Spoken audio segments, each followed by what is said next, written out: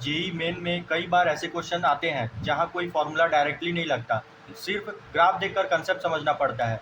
और सच बताऊं, ज़्यादातर स्टूडेंट्स यही गलती कर देते हैं।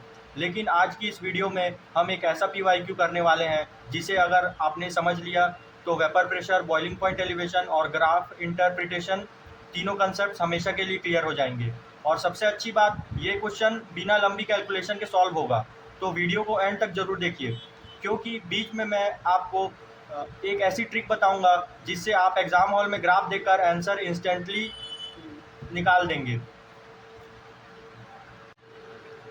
क्वेश्चन कहता है, the vapour pressure versus temperature curve for a solution solvent system is shown below. The boiling point of the solvent is. अब यहाँ आपको एक ग्राफ दिया गया है।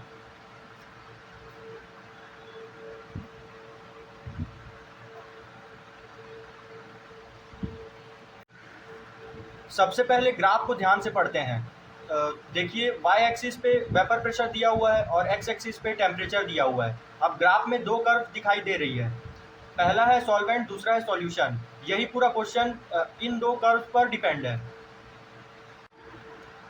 अब यहाँ सबसे इम्पॉर्टेंट कंसेप्ट आता है। कई स्टूडेंट्स बॉइलिंग पॉइंट को सिर्फ याद करते हैं लेकिन डेफिनेशन नहीं समझते। बॉइलिंग पॉइंट एक्चुअली वह टेम्परेचर होता है जहाँ लिक्विड का वेपर प्रेशर एटमॉस्फेरिक प्रेशर के बराबर हो जाता है। मतलब P vapour is equal to 1 atm। यानी जिस टेम्परेचर पर वेपर प्रेशर 1 atm हो जाए वही बॉइलिंग शुरू होती है। अब ग्राफ में एक डॉटेड हॉरिजॉन्टल लाइन दिखाई दे रही है, उसके ऊपर लिखा है 1 atm। अब हमें बस ये देखना है कि कौन सी कर्व इस लाइन को कहाँ काट रही है। क्वेश्चन पूछ रहा है बॉइलिंग पॉइंट ऑफ सॉल्वेंट, तो हम सिर्फ सॉल्वेंट वाली कर्व को फॉलो करेंगे। अब सॉल्वेंट कर्व को ध्यान से देखिए, यहाँ 1 atm वाली लाइन को किस टेम्परेचर पर इंटरसेक्ट कर रही है। ये 82 डिग्री सेल्सियस पर इंटरसेक्ट कर रही है और 82 डिग्री सेल्सियस ही हमारा फाइनल आंसर होगा।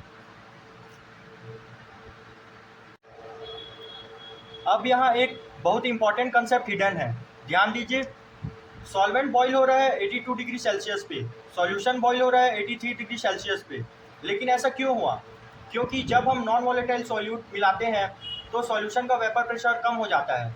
अब क्योंकि वेपर प्रेशर कम हो गया तो उसे 1 atm तक पहुंचाने के लिए ज़्यादा टेम्परेचर चाहिए, इसलिए सॉल्यूशन का बॉइलिंग पॉइंट बढ़ जाता है। इसी फेनोमेनॉन को कहते हैं elevation in boiling point.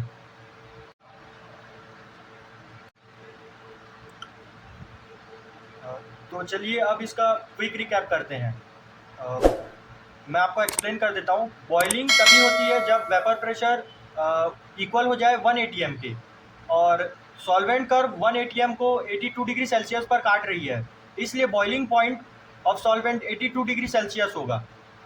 Solution का बॉइलिंग पॉइंट ज़्यादा होता है क्योंकि सॉल्यूट वेपर प्रेशर को कम कर देता है।